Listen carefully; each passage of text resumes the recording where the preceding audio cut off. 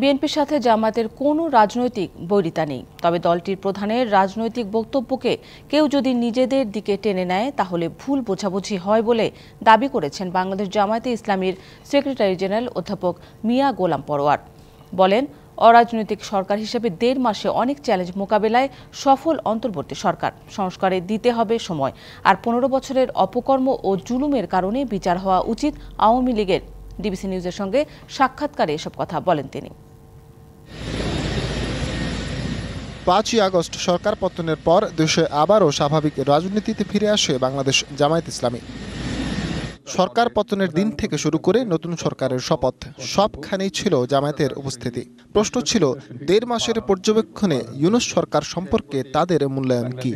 একেবারেই স্বল্প সময়ে ১.৫ মাসের মধ্যে সরকারের from the very beginning of the government যে সমস্ত চ্যালেঞ্জ সে ফেস করেছে, আলহামদুলিল্লাহ আমি মনে করি এইসব চ্যালেঞ্জ ফেস করে স্বল্পতম সময়ে অন্তর্বর্তীকালীন সরকার যথেষ্ট সফল। একেবারে কোনো ব্যর্থতা, দুর্বলতা, অক্ষমতা নেই তা আমি বলবো না, নিশ্চয়ই আছে। জনপ্রশাসনে, পুলিশ প্রশাসনে বিভিন্ন কি পয়েন্টে এই পতিত স্বৈরাচারের কিছু দোসররা ঘাপটি মেরে পড়ে আছে। কোনো কোনো ক্ষেত্রে আমি বলবো গভর্নমেন্টকে নন কোঅপারেশন করছে, অসহযোগিতা করছে।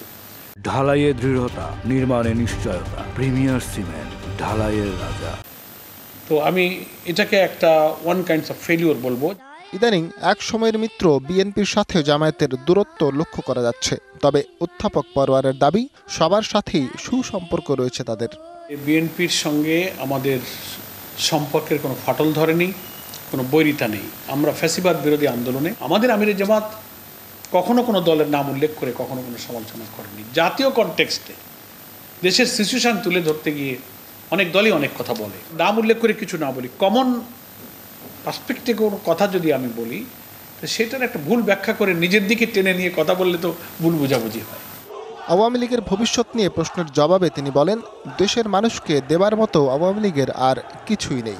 ১৫ বছরে তাদের অপকর্ম, তাদের খুন, রক্ত, গুম, সন্ত্রাস, অপকর্ম, জাতি বিধ্বংসীকারী তাদের সর্বনাশা কর্মকাণ্ড এই মানুষ বলে নাই।